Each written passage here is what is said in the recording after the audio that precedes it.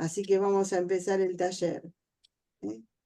Ahí se está conectando un hermano mío de la comunidad. Hola Rodolfo, ¿me escuchás? No sé si va a poder conectarse. Bueno, entonces vamos a empezar este taller. Como cada 15 días, nosotros nos encontramos con María para aprender de María, para conocerla y amarla, porque el que no conoce no puede amar. Y ella en Fátima nos pidió que le hagamos conocer y amar. Y aquí por eso estamos cada 15 días ahora con estos talleres, ¿eh? Para conocerla y amarla mejor. Y como las veces que nos encontramos, pues no podemos empezar sin hacer una oración. Y esta oración es de una aparición en Ámsterdam, la señora de todos los pueblos. Y como vamos a hablar justamente de lo que pidió ella en esta aparición de la corredención, y ella dio una oración. Esta oración pidió que la rezáramos todos los días para que en algún momento la iglesia, bueno, nos dé este dogma que todavía falta. En el nombre del Padre, del Hijo y del Espíritu Santo. Amén. Señor Jesucristo, Hijo del Padre, manda ahora tu Espíritu sobre la tierra. Haz que el Espíritu Santo habite en el corazón de todos los pueblos, para que sean preservados de la corrupción, de las calamidades y de la guerra. Que la Señora de todos los pueblos, la Santísima Virgen María, sea nuestra abogada. Amén. Dios te salve María, llena eres de gracia, el Señor es contigo, bendita tú eres entre todas las mujeres y bendito es el fruto de tu vientre Jesús. Santa María, Madre de Dios, ruega por nosotros pecadores, ahora y en la hora de nuestra muerte. Amén. En el nombre del Padre, del Hijo y del Espíritu Santo. Amén. Bueno, ya les adelanté un poquitito de lo que voy a hablar hoy, ¿no? Ya estoy hablando de todos los dogmas, pero este es un dogma que todos deseamos que algún día se proclame, pero que todavía no. Bueno, será en el momento que Dios lo disponga, porque recordemos que como hablamos de los otros dones, de los otros dogmas, la iglesia se toma mucho tiempo y se espera, ¿no es cierto? Y se investiga y va esperando, va con paciencia, va dejando que se vaya aclarando cada vez más la fe de la iglesia, porque eso es lo que digamos, hace que un dogma realmente termine siendo, ¿no? Termine siendo proclamado. La fe de toda la iglesia. Y bueno, y en esto vamos a ver que sí, que ya está, digamos, en la iglesia presente este dogma, ¿no? De la corredención, mediación y abogada de nuestra madre. Y bueno, lo primero que quiero yo decir, ¿no? Es que, ¿qué significa redimir? Porque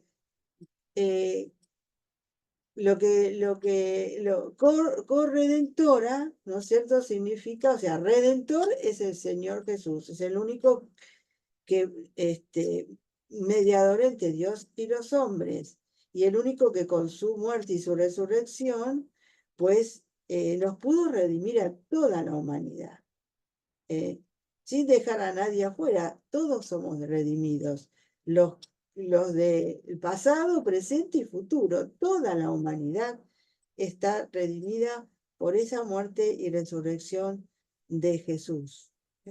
Eso nos obtuvo nuestro Dios, nuestro Padre del cielo, por medio de su Hijo Jesucristo. Y lo que tiene que ver, digamos, por eso quiero decir, en primer lugar, qué significa redimir. Dice la Enciclopédica Católica.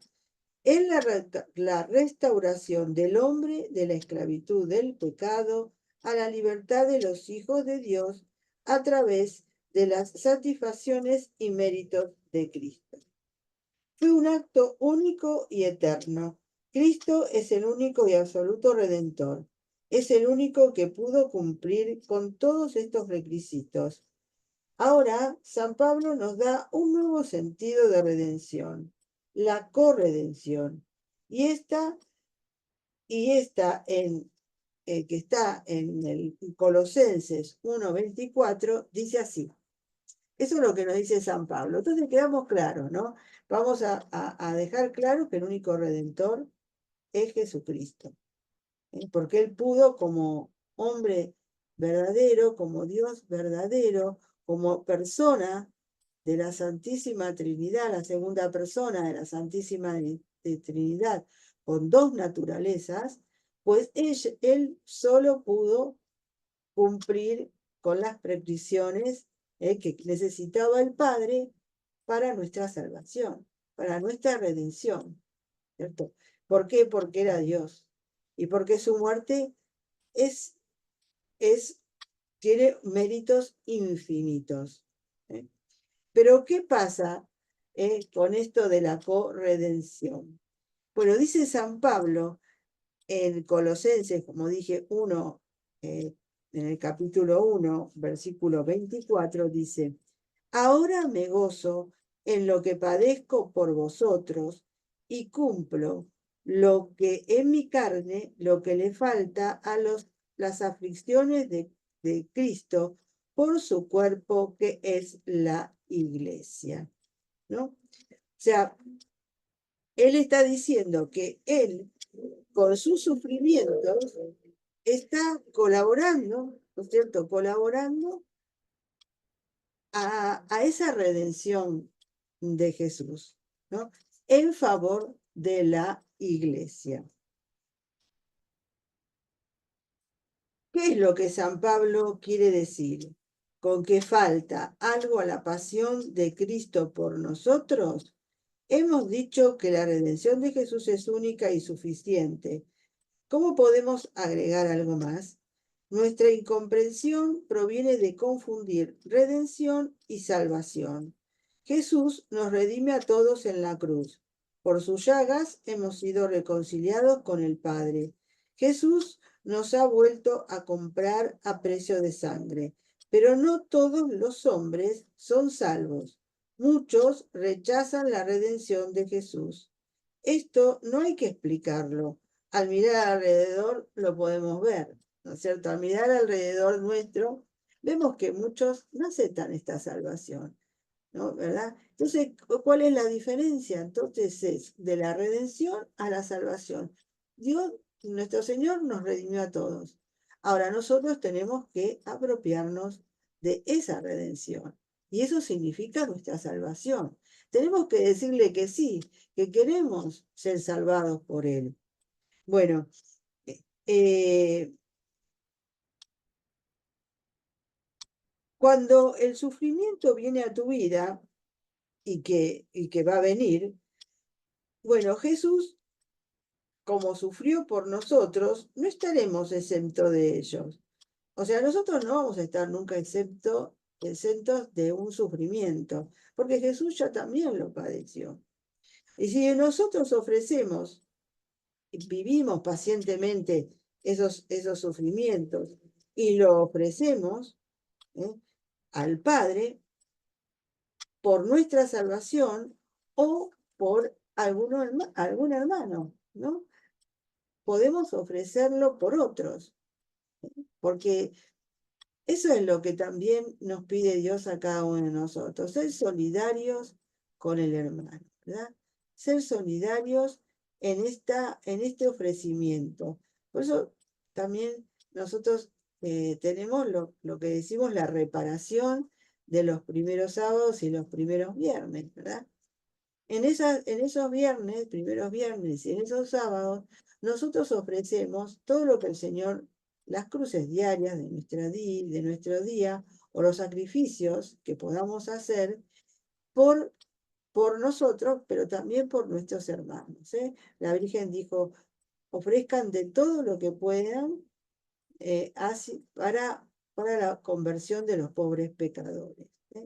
Acepten todo lo que Dios les mande y ofrezcanlo para la conversión de los pecadores. O sea que nuestra tarea de hermanos, pues, porque no, decía Jacinta, y yo me acuerdo que ella le decía a Lucía, ¿no? Porque cuando ella hacía tantos sacrificios, ¿no? Y ella decía, yo no quiero ir, yo sé que voy a ir al cielo, porque la Virgen le había prometido, ¿no? Pero yo no quiero ir sola al cielo, yo quiero que vayan todos al cielo también. No quería que nadie se condenara, que nadie fuera al infierno, que la Virgen se los había mostrado, ¿verdad? Entonces, nosotros tenemos esa misión en esta vida, rogar siempre por nuestros hermanos para que vayan al cielo también, para que acepten esta redención. En estos días, con frecuencia, el prefijo co se entiende como de completa igualdad. El prefijo co no significa igual, o sea, co de corredención, ¿no? No significa igual, ¿no? Dice, sino que viene de la palabra latina cum, que significa con. Por ejemplo, un cofirmante, un copropietario de una casa, ¿no? Lo mismo quiere decir un corredentor, ¿verdad? O sea, no es lo mismo, no es igual. No es decir que es igual, o sea, no estamos hablando que María es igual a Jesús, que María su corredención es igual, o nuestra corredención es igual. No, Jesús es el único redentor.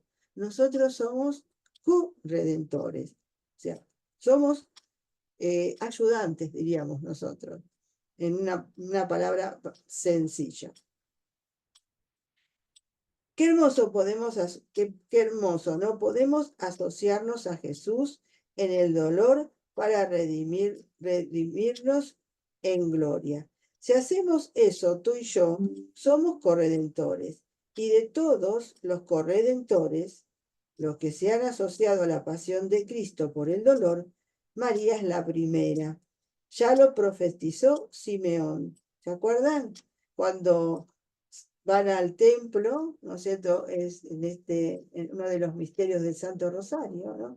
Cuando lo presentan al cuarto misterio gozoso. Los padres de Jesús lo llevan al templo y ahí está Simeón. Y Simeón, ¿qué le dice a María? Una espada te traspasará el alma, ¿no? Le va explicando que este niño va a ser causa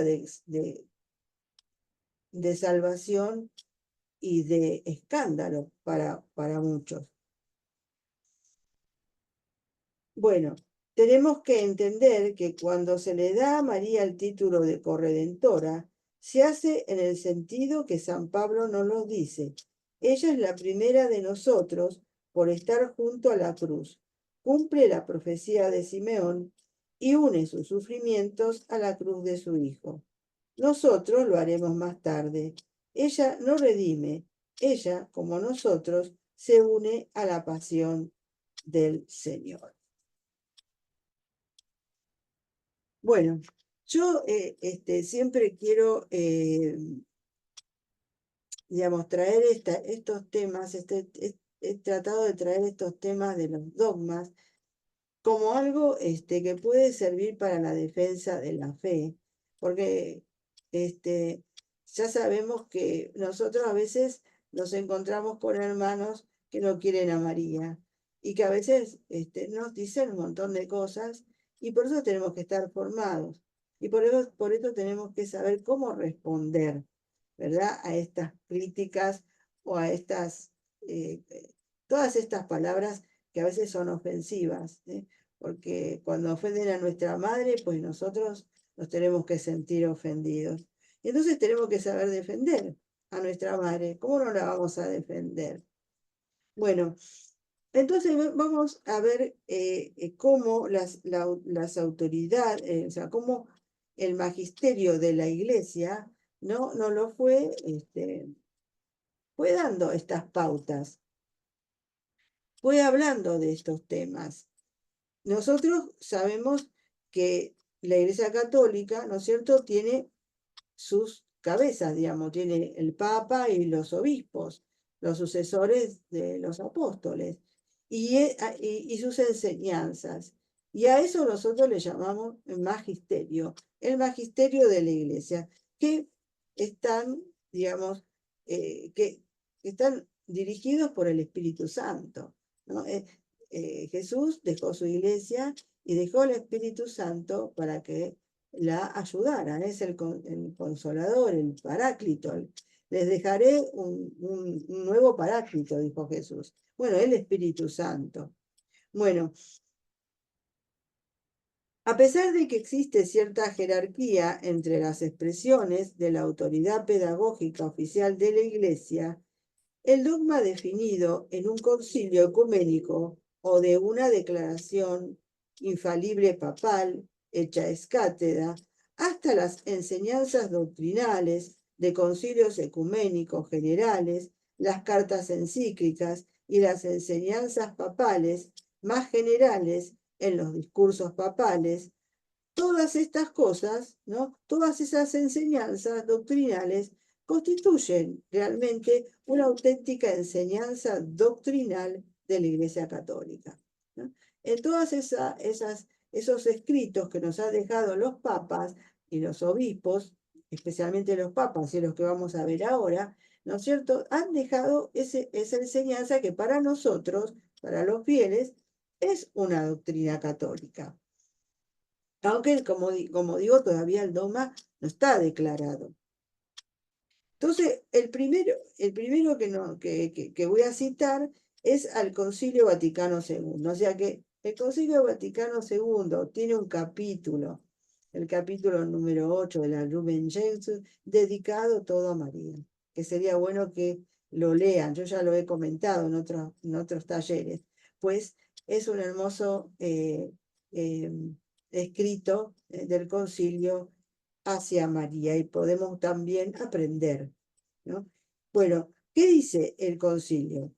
Ella se consagró totalmente a sí misma, cual esclava del Señor, a la persona y a la obra de su Hijo, sirviendo al magisterio de la redención, al misterio de la redención, con él y bajo él, por la gracia de Dios omnipotente.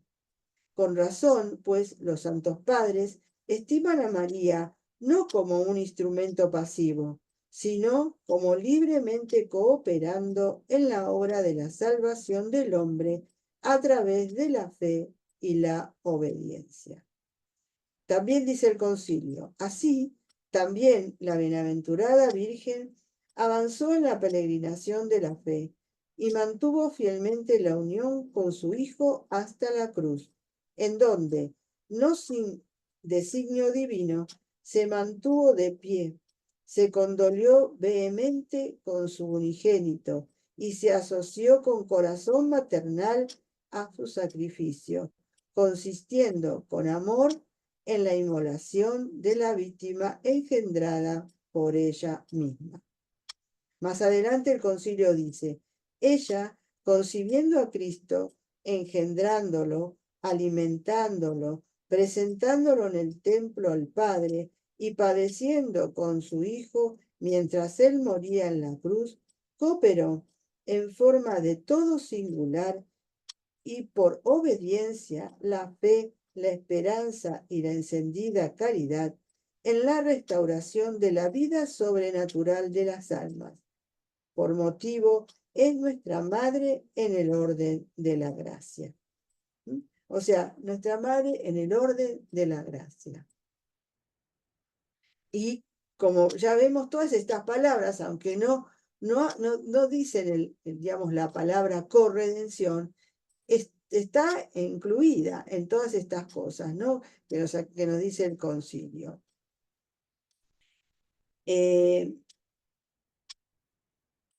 Más allá de cierta presencia doctrinal en el Vaticano II, la corredención mariana, junto con el uso explícito del título corredentora, en una enseñanza papal repetida, cubriendo los siglos XIX hasta el XXI, lo que nuevamente asegura un estatus doctrinal auténtico dentro de la Iglesia. O sea que no solamente en el Concilio Vaticano se nombra, se tiene presente estos títulos de María, sino que a través de otras enseñanzas de otros papas, de los papas. Y eso es lo que vamos a ir viendo ahora, ¿no? O sea, en los siglos XIX y hasta el siglo XXI, tenemos papas que han hablado de esto. Recuerden que cuando hablamos de los otros dogmas, nosotros veíamos que el Papa, para cuando lo iba a proclamar, se había informado, se había estado informando. Había otros antecesores de él que habían ya hablado de eso y habían pedido ese dogma. O le habían pedido a sus antecesores para que proclamaran esos dogmas. Por eso tenemos esa fe de que en algún momento este dogma será proclamado. Bueno, dice León XIII, cuando María se ofreció a sí misma completamente a Dios junto con su Hijo en el templo, ya estaba compartiendo con él la dolorosa expiación a favor de la raza humana. Es seguro, por tanto, que sufrió en lo más profundo de su alma, con los sufrimientos más amargos y los tormentos de él. Finalmente, fue precisamente frente a los ojos de María que el sacrificio divino, por el cual ella había nacido y alimentado a la víctima, tuvo que ser consumado. Vemos que estuvo su madre frente a la cruz de Jesús, quien en un milagro de caridad nos entregó para que nos recibiera como sus hijos, voluntariamente ofreciendo a su Hijo a la divina justicia, muriendo con él en su corazón, atravesada con la espada de dolor.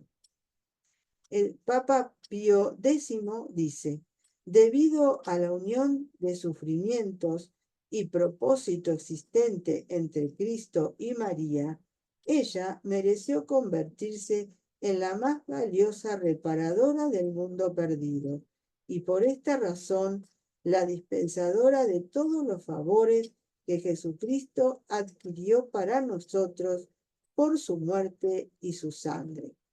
Y debido a que fue escogida por Cristo para ser su compañera en la obra de la redención, nos merece, como dicen, de congruo aquello que Cristo nos merece de continuo. Ella por gracia nos merece eso, ¿cierto? Lo que Jesús por naturaleza lo tuvo, ¿no es cierto? Por sus méritos infinitos, que es Dios, María lo tuvo por la gracia. Dice Benedicto XV, el hecho de que ella estuvo con su hijo crucificado y agonizante fue de acuerdo al plan divino.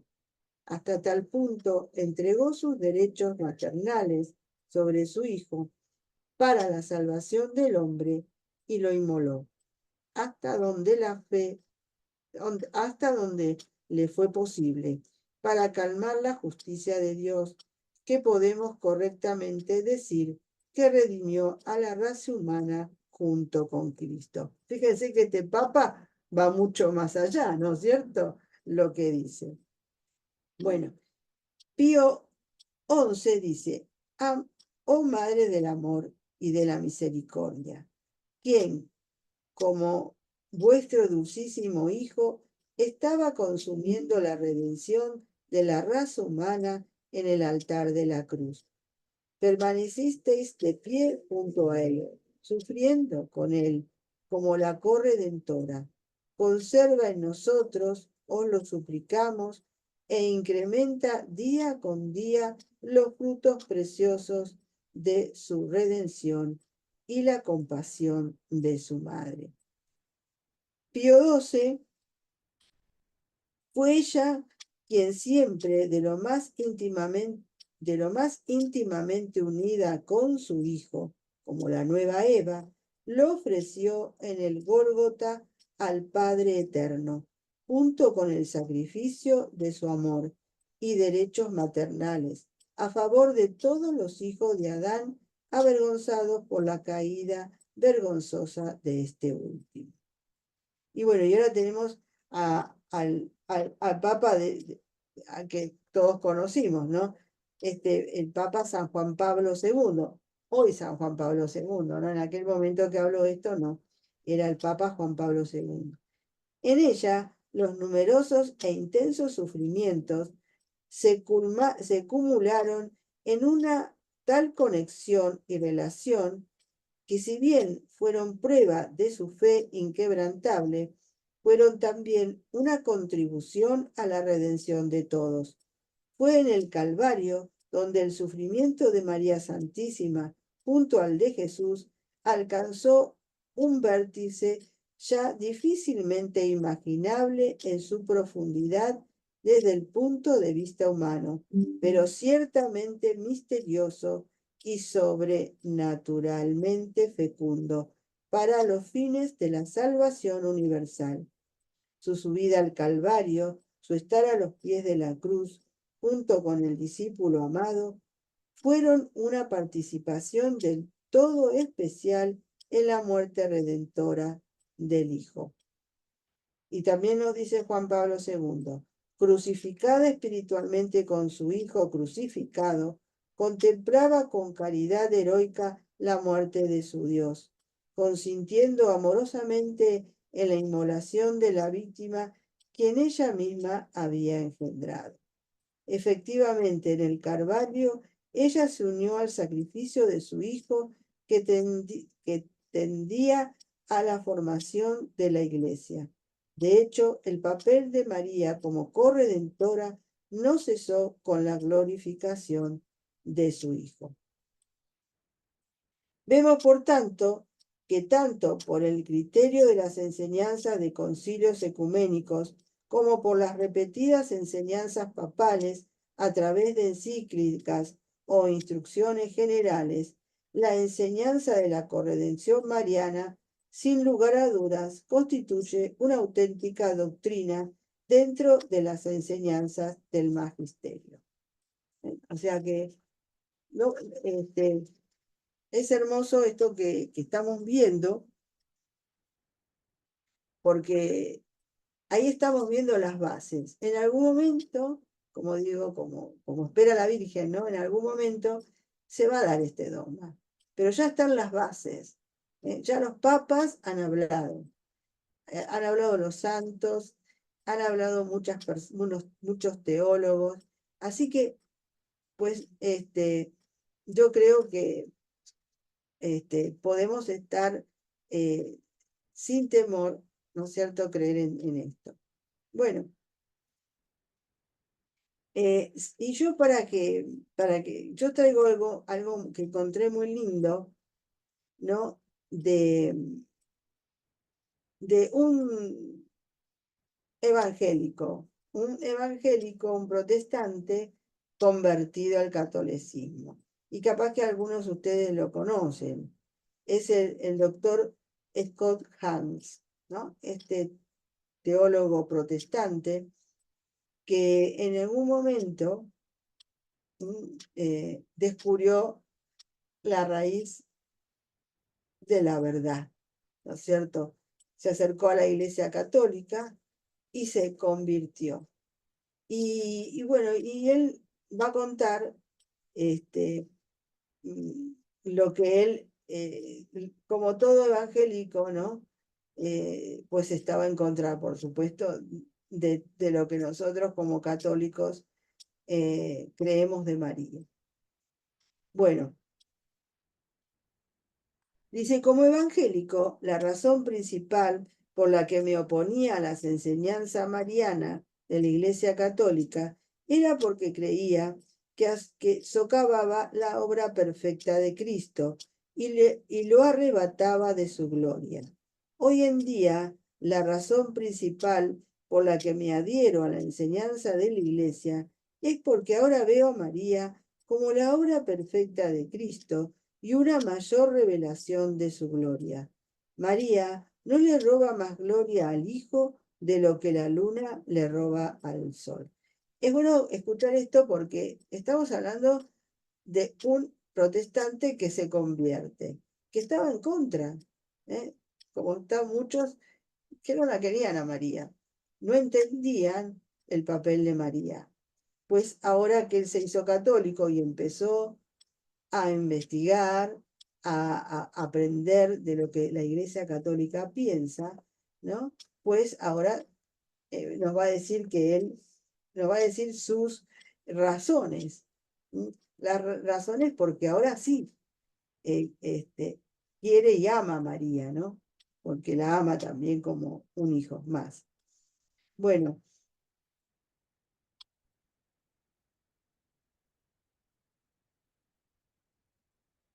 Jesús anunció el Evangelio y después procedió a cumplirlo. Pero el Evangelio no cambió a la segunda persona de la Trinidad. El Hijo Eterno no ganó ni una sola gota de gloria para sí mismo, después de haber vivido, muerto y resucitado como humano, de lo que careció desde un principio. Dios no creó y redimió al mundo con el objeto de tener más gloria, sino más bien para darla. ¿No es cierto? Eh, Como decimos, ¿no? Dios lo tenía todo. Dios tiene todo. Dios no necesitaba ni crear al mundo, ni crearnos a nosotros, y menos necesitaba hacerse hombre para redimirnos. Sin embargo, lo quiso hacer no para él, para que él tuviera más gloria, sino para que nosotros tuviéramos esa gloria que él quería comunicar. No existe una contienda entre el Creador y sus criaturas. El Padre nos hizo y redimió por medio del Hijo y el Espíritu, pero lo hicieron por nosotros, comenzando con María, en quien se cumplió no solo primera, sino perfectamente. Desvirtuaríamos, por lo tanto, la obra acabada de Cristo al afirmar su perfecta realización en María. Al contrario, celebramos su obra, fijamos nuestra atención en la persona humana que lo manifiesta de la manera más perfecta, ¿no? Esa obra, esa gloria que quiso comunicar Dios a los seres humanos que creó, pues se ve en la criatura más perfecta que Dios pudo haber creado. Y esa es María. Así nos está diciendo este este evangélico convertido. María no es Dios, pero ella es la madre de Dios. Ella es solo una criatura, pero es la creación más grande de Dios. Así como los artistas anhelan pintar una obra maestra de entre sus muchas obras, así Jesús hizo de su madre su gran obra maestra. El hecho de afirmar la verdad sobre María no hace menos a Jesús. Sin embargo, no hacer tal afirmación sí podría hacerlo. De entre todas las criaturas, María es la que está directamente relacionada con Dios por una unión natural emparentada con la alianza, como madre de Jesús, a quien ella dio su propia carne y sangre. Esta unión es la que nos permite compartir la gracia de la nueva alianza de Cristo por la adopción. Más aún, Jesús estaba legalmente obligado por medio de la ley de su Padre, honrarás a tu padre y a tu madre, de compartir su honor como hijo con María. Y verdaderamente cumplió esta ley más perfectamente que ningún otro hijo lo haya hecho jamás, enriqueciéndola con los dones de su divina gloria. Y simplemente estamos llamados a imitarlo. O sea, estamos llamados a imitar a Jesús dando gloria a María, ¿no? Amando a María y dándole gloria, dándole culto, dándole el amor que nosotros le debemos como nuestra madre, porque ella al final de cuentas también, Jesús nos la dejó ahora como nuestra madre. Y si Jesús la amó y la respetó y la honró y le dio lo mejor que él podía dar, lo más perfecto a ella, ¿cómo nosotros no vamos a amar a María de la misma forma, imitando a Jesús, dándole lo mejor a ella de lo que tengamos en nuestro corazón? El Papa Juan Pablo II ha declarado: Dios es en su misterio más profundo, no es soledad, sino una familia, ya que tiene en sí mismo paternidad, filiación de hijo y la esencia de la familia, que es el amor. La obra de salvación es la obra en conjunto de las tres personas de la Santísima Trinidad. Por lo tanto, nuestra redención asume proporciones trinitarias y familiares. La primer persona de la Trinidad es ahora nuestro Padre, en virtud de la obra salvadora del Hijo, quien es el primogénito entre muchos hermanos, y por lo tanto el Espíritu Santo es el espíritu de hijos adoptivos, que nos hace exclamar: Abba, Padre. Esto es lo que caracteriza la religión cristiana como única y definitiva. Es el Evangelio de Dios, que comparte su vida familiar y su amor con la humanidad. Y todo comenzó con el don de María como madre. Ella obedeció al Padre, concibiendo al Hijo con el poder del Espíritu Santo. Por, por nosotros. El apóstol Pablo habló del misterio cuando declaró: somos colaboradores de Dios. ¿Cómo es esto? ¿No puede Dios hacer la obra por sí mismo? Por supuesto que puede, pero ya que es padre, su trabajo consiste en criar hijos e hijas maduros, hacernos sus colaboradores para que finalmente su obra sea nuestra redención. Esta obra la compartió de manera eminente y singular con María, a quien Dios confió oficios tales como alimentar a su hijo con su propia leche, cantarle para que se durmiera y acompañarlo a lo largo de todo el camino hasta la cruz, donde ella dio su doloroso sí al ofrecimiento voluntario de su hijo. En resumen, el Padre quiso que toda la existencia del Hijo como hombre dependiera, por así decirlo, del continuo fiat de María. ¿Puede existir un colaborador más íntimo? ¿No, verdad? La verdad que no. ¿Están entendiendo? Espero que sí, que creo que está bastante clarito, ¿no? La explicación de cómo María es esta colaboradora con Dios, con Jesús, para nuestra redención. También nosotros, pero ella es la más evidente, ella es la más perfecta, porque la que está más unida a su Hijo Jesús, porque como una madre no se puede separar, ya lo hemos dicho muchas veces. María y Jesús son uno prácticamente, los corazones de Jesús y María son uno, porque es en María donde la carne, la sangre, el corazón de Jesús tomó carne, como tomó esa carne que después fue la que entregó por nosotros en la cruz. Bueno, ser discípulo colaborador con Jesús implica esfuerzo. En ocasiones implica sufrimientos. Un pasaje que parece haber escapado de mi atención cuando era protestante fue la frase un tanto curiosa de San Pablo: ahora me alegro por los padecimientos que soporto por vosotros, y completo en mi carne lo que falta a las tribulaciones de Cristo a favor de su cuerpo, que es la Iglesia. Esa frase que ya la habíamos dicho al principio, ¿no?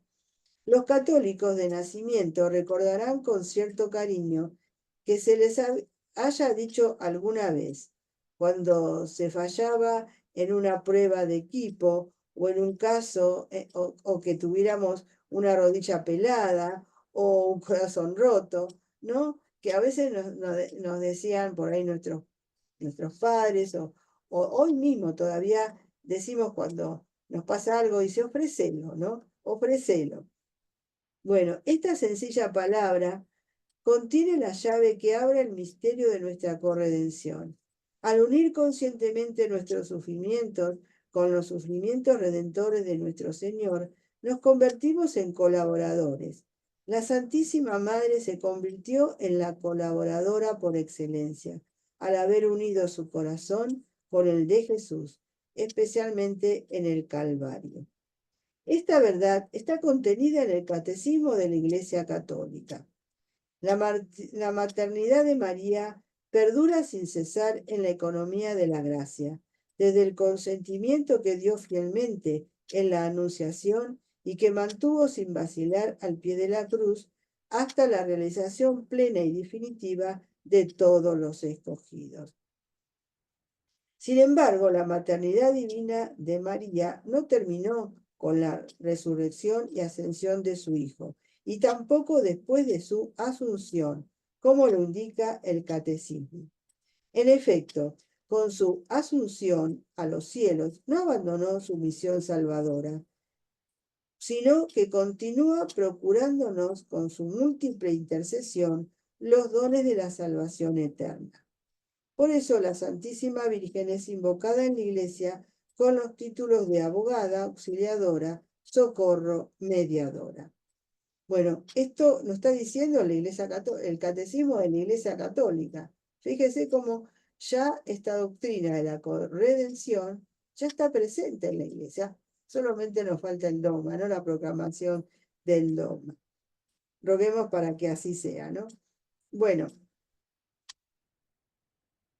y dice acá Conhan, es significativo que el catecismo describa la divina maternidad de María como una misión salvadora, que después utiliza para explicar sus asombrosos títulos. Pero, ¿qué se quiere decir con la frase misión salvadora? Se pregunta, ¿no? Entonces nos dice así. El Papa Juan Pablo II ha utilizado estos títulos en numerosas ocasiones, así como el término corredentora, a lo largo de su pontificado. De igual forma, ha encontrado la fórmula perfecta para hacer posible que el mundo católico no solo los crea, cosa que ya sucede, sino para comprenderlos tanto con la cabeza como con el corazón, y también celebrarlos. Como un teólogo bien entrenado en su propio campo de acción, el Papa ha introducido su sucinta frase mediación maternal en el uso común del vocabulario teológico de la Iglesia y al parecer a capturar el corazón mismo de la doctrina y devoción mariana.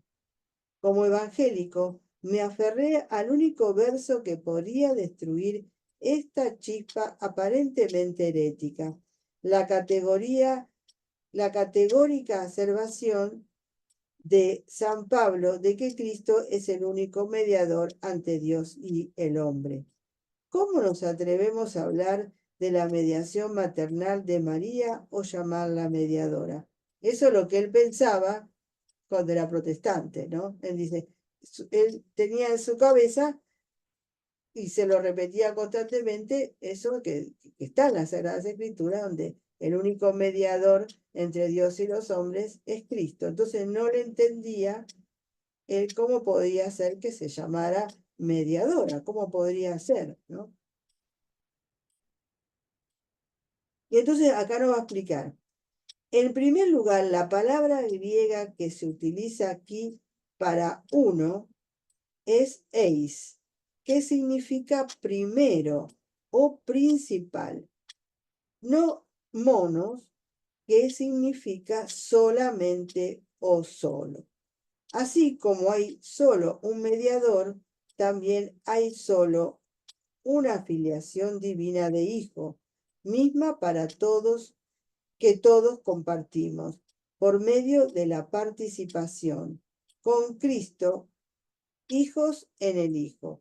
La mediación de Cristo no excluye a María, sino que más bien la establece por medio de su participación, ¿no? Entonces dice que la palabra que se utiliza en esa expresión, ¿no? De que solo es que Cristo solo es el mediador entre los hombres y Dios, es la palabra eis, que significa primero o principal. No es que significa, no lo que nosotros decimos solo, ¿no? Como esa palabra que dice solo. Por lo tanto, nosotros, como Él somos hijos en el Hijo, también eso también nos está explicando acá Escojan. Lo mismo pasa con esta corredención de María, ¿no? Y nuestra corredención también. Nosotros somos hijos en el Hijo. Somos hijos adoptivos. Somos hijos de Dios. Pero el único hijo que tiene Dios es Jesús. Y nosotros somos hijos por el Hijo, porque Él es el que nos obtuvo esa filiación divina, ¿no? Creo que me explico bien. No sé, acá está Lili, no sé si me está escuchando y se me está diciendo, si me dice que le estoy explicando bien. Sí, sí, sí. Ah, bueno, pues si hay alguna cosa me lo preguntás. Bueno, como hijo primogénito en la familia de Dios, Jesús media como sumo sacerdote entre el Padre y sus hijos, mientras que María media como reina madre. De esto trata su mediación maternal. Para el Padre, María es la madre del Hijo. Para nosotros, pecadores, ella es la madre de nuestro Salvador. Y para su Hijo, ella es la madre de sus hermanos. Cuando se habla del papel de María en el plan salvífico de Dios, la palabra madre no solo es sustantivo, sino verbo, y por lo tanto un oficio, el oficio de ser mamá, el oficio de madre.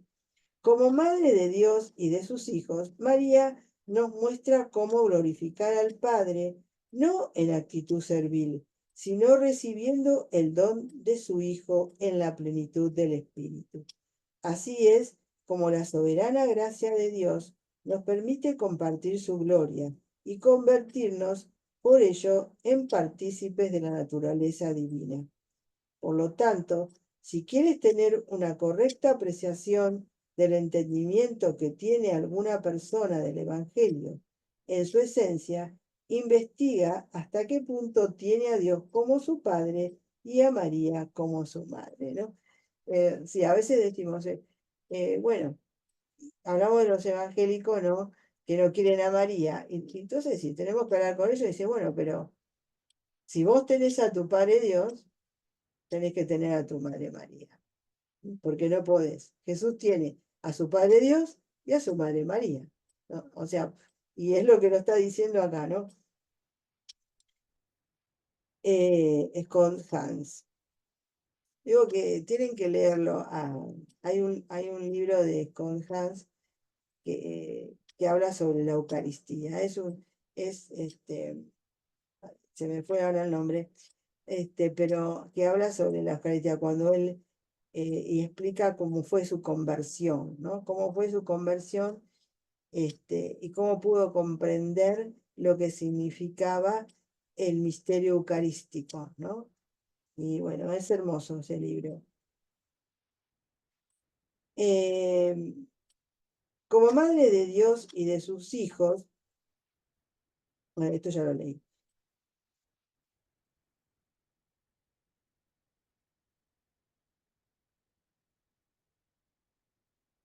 Según el catecismo, la acción paternal de Dios es la que nos permite merecer. La adopción filial, haciéndonos partícipes por la gracia de la naturaleza divina, puede conferirnos, según la justicia gratuita de Dios, un verdadero mérito. O sea, nosotros podemos adquirir ese mérito, ¿no? Podemos tener un mérito por gracia divina, es gratuito. Lo podemos obtener porque Dios nos ha hecho, digamos, partícipe de esa naturaleza divina. Y por eso podemos,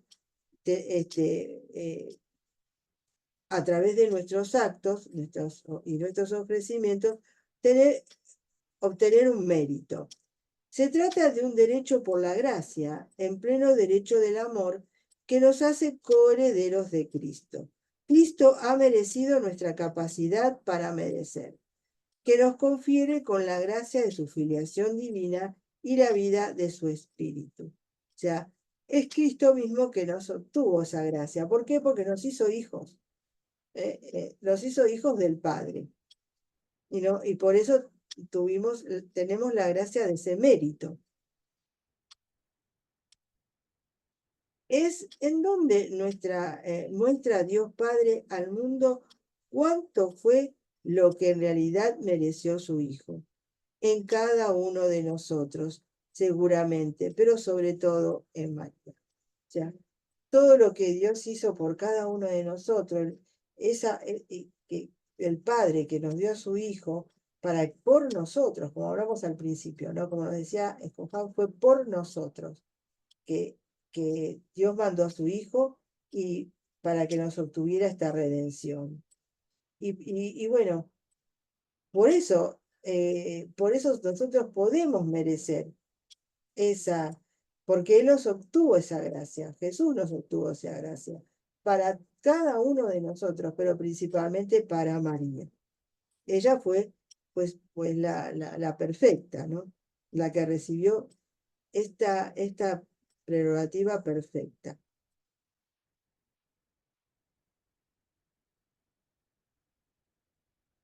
El magisterio es la voz profética más consistente de la Iglesia en el mundo. Habla con la voz autoritaria de nuestro Señor, que mantiene su promesa fiel a Pedro y sus sucesores, poseedores de las llaves. Jesús también guía al magisterio papal con el objeto de que penetre más profundamente en las vastas profundidades y riquezas del depósito sagrado de la fe para, para que la plenitud de la verdad sea siempre proclamada con pureza y poder. Jesús garantiza este carisma de infabilidad con su propio amor omnipotente. No es opresión humana, sino luz divina. O sea que a través del magisterio, como, es como Jesús nos va enseñando, y nos dio el Espíritu Santo para que especialmente los papas pudieran tener esa visión, esa luz, para ir comprendiendo estos misterios que se van revelando a lo largo del tiempo. Dice así, poco después de haber definido la Asunción, el arzobispo Fulton Sheen escribió que este dogma, de hecho, estaba apuntando hacia otro. Hay otra verdad, dice Fulton Sheen, hay otra verdad que aún queda por definir, y es la de que ella es mediadora, bajo su Hijo, de todas las gracias, así como San Pablo habla de la ascensión de nuestro Señor como un preludio de su intercesión por nosotros. Asimismo, nosotros, adecuadamente, deberíamos hablar de la asunción de Nuestra Señora como un preludio de su intercesión por nosotros. En primera instancia está el lugar, el cielo. Después la función, intercesión. Por lo tanto, los dogmas marianos anteriores establecieron la trayectoria que aparentemente conducían de una identidad personal de la Santísima Virgen al oficio maternal que tiene María en la Iglesia, la familia de Dios.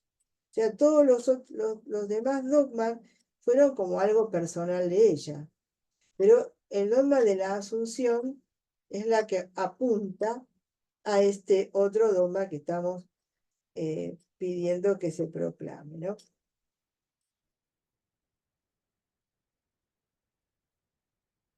Bueno, y ahora nos va a hablar también cómo es bueno que, mm, eh,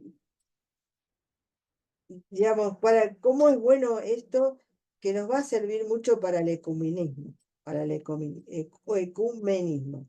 Dice, la teología es una verdadera ciencia. La materia trata, cons- que trata consiste en los misterios revelados por la divinidad.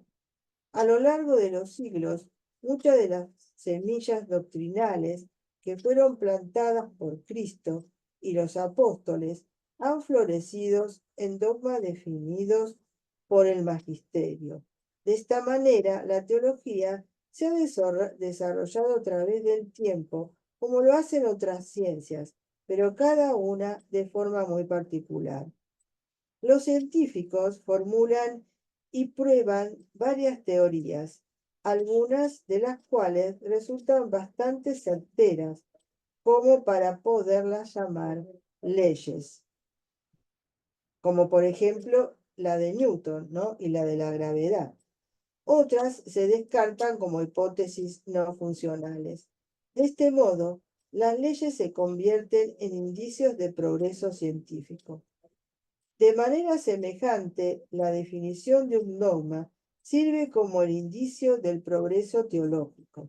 El dogma es la doctrina llevada a su perfección, y la doctrina no es más que lo que enseña y predica la Iglesia de las verdades del Evangelio, de la manera en que Jesús la comisionó y dio poder para hacerlo.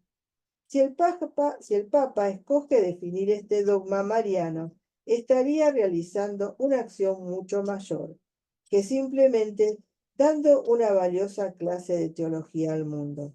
Estaría haciendo uso del carisma que Dios le dio para llevar a fin su misión apostólica de enseñar el Evangelio a todas las naciones. A lo largo de la historia de la Iglesia, la definición del dogma ha estimulado las energías apostólicas y teológicas de algunas de sus mejores mentes, especialmente cuando la definición se tornaba en punto de controversia.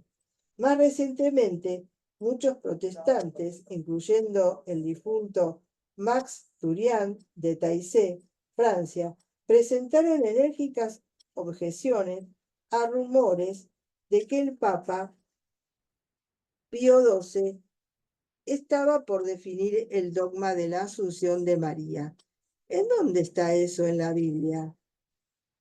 Y sabes que nos cuenta acá Oscar Han, ¿no? Que bueno, usted capaz que conoce Taizé, ¿no? Este movimiento ecuménico. Conocemos por la música, que es muy linda la música de Taizé, ¿no?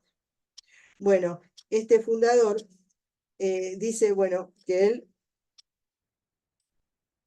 por supuesto, no estaba de acuerdo con este dogma, ¿no? Dice, ¿dónde está esto en la Biblia? Y entonces nos cuenta Scott que este hombre murió casualmente como sacerdote católico en la fiesta de la Asunción en 1996. Bueno, el progreso auténticamente ecuménico no es el simple resultado de nuestras propias energías humanas, y lo que es más, tampoco es causado por un compromiso de ninguna de las partes. No se trata aquí de alterar el depósito de la fe, escribe Juan Pablo II, cambiando el significado de los dogmas, eliminando las palabras esenciales de estos, acomodando las verdades a las preferencias de una época en particular. La unidad deseada por Dios solamente se puede llegar a lograr por medio de la adhesión de todos los contenidos de la fe revelada en su totalidad. Bueno, lo que quiere decir esto, ¿no? Es que a veces nosotros, para poder, diríamos, congratularnos con nuestros hermanos separados, ¿no es cierto? Estamos rebajando nuestra fe, ¿no? no vamos a hablar de tal tema, porque eso no nos va a permitir la unidad. Pues acá nos está diciendo Juan Pablo II que no, nosotros no podemos rebajar lo que tenemos, el depósito de la fe. Al contrario, nosotros tenemos que evangelizar. No nos podemos, no podemos dejar de hacer eso, porque así fuimos constituidos por Dios, para evangelizar, para llevar la verdad de la fe a todos, a todos. Y bueno, por supuesto no imponiendo, por supuesto ni con violencia, ni con fanatismo, ni con fundamentalismo, no, sino diciendo la verdad, lo que nos enseñó Dios a través de la iglesia. Entonces, el depósito de la fe tiene que ser proclamado íntegro. ¿No? ¿Para qué? Porque nosotros lo que tenemos que hacer es que ellos descubran la verdad y se unan a la verdadera iglesia de Cristo. Por supuesto, como yo digo, y como nos dicen siempre, sin fanatismo, sin imponer, sino proponiendo, diciendo la verdad, dando razones de nuestra fe que la podemos dar. Bueno, pienso yo que esto, tengo otras cositas acá, pero se va a hacer muy largo este taller. Quizá lo podríamos dejar para otro taller en otro momento. Pero me gustaría leer un último puntito, y que tiene que ver con la aparición de Nuestra Señora en Fátima. Un gran número de autores y pensadores marianos de todo el mundo también ven en la proclamación papal de María Corredentora, junto con los roles espirituales como mediadora de todas las gracias y abogada, lo que ha sido referido como la iniciación definitiva o la iniciación del triunfo del Inmaculado Corazón de María, tal como fue profetizado en la aparición de Nuestra Señora en Fátima, Portugal, en 1917.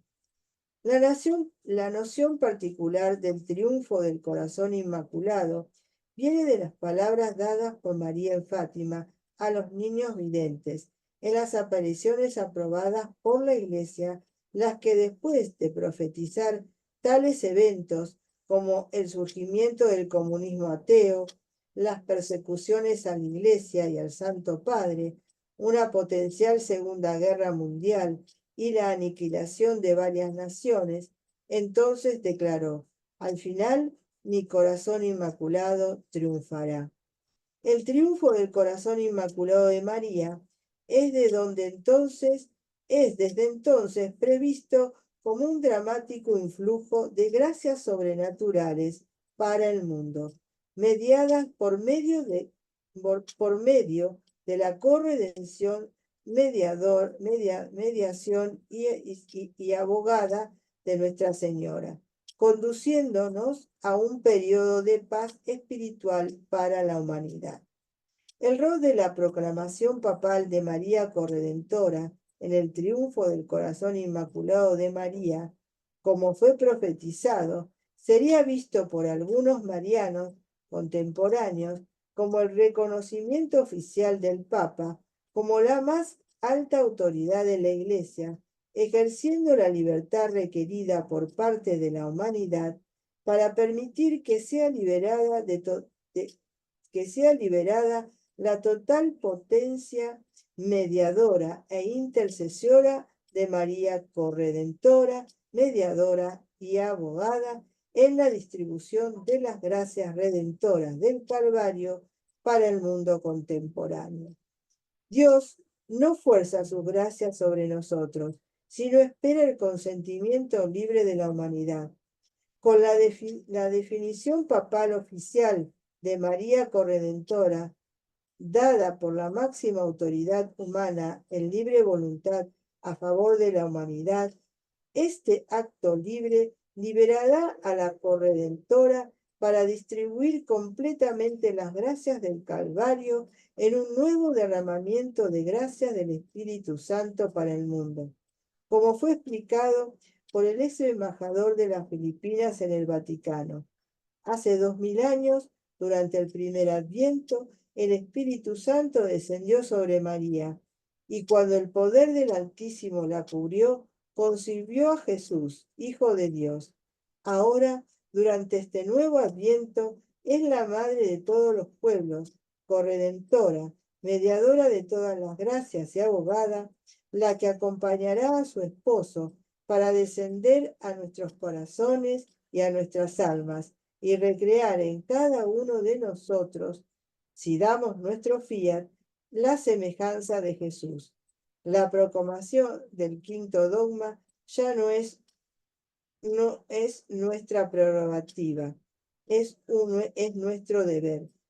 Como tal, la proclamación papal de María Corredentora efectuará una liberación histórica de gracia sobre el mundo por el ejercicio pleno de la madre espiritual de todos los pueblos en su más generoso ejercicio de sus roles como corredentora, mediadora de todas las gracias y abogada. Entonces, lo que están diciendo estos marianos, que ellos creen que cuando el dogma se pueda dar, ¿no es cierto?, que la autoridad papal con su autoridad, ¿no?, de este dogma, lo que va a lograr es que María pueda derramar todas las gracias que Cristo nos mereció en el Calvario para toda la humanidad, derramando, como ella muchas veces dice, un segundo Pentecostés, un derramamiento del Espíritu Santo, así como fue en el primer, en el primer Pentecostés. Ella siempre habla del segundo Pentecostés, ¿no? De un derramamiento profundamente de gracias que cambiaría, bueno, no sé no lo podremos imaginar lo que haría esto, digamos, estas gracias que María nos puede obtener de esa redención de su Hijo. Bueno, entonces vamos a pedirle a Dios, nuestro Padre, ¿no?, que con su Espíritu Santo ilumine al vicario de Cristo, que puede ser este o puede ser otro que venga, no sabemos, que en algún momento nos dé este dogma, ya que la Iglesia, por su magisterio y bueno, por la fe que tenemos todos los fieles, estamos deseando. Y le vamos a rezar entonces un Padre Nuestro, a nuestro Padre Celestial. Padre nuestro que estás en el cielo, santificado sea tu nombre, venga a nosotros tu reino, hágase tu voluntad en la tierra como en el cielo. Danos hoy nuestro pan de cada día, perdona nuestras ofensas, como también nosotros perdonamos a los que nos ofenden.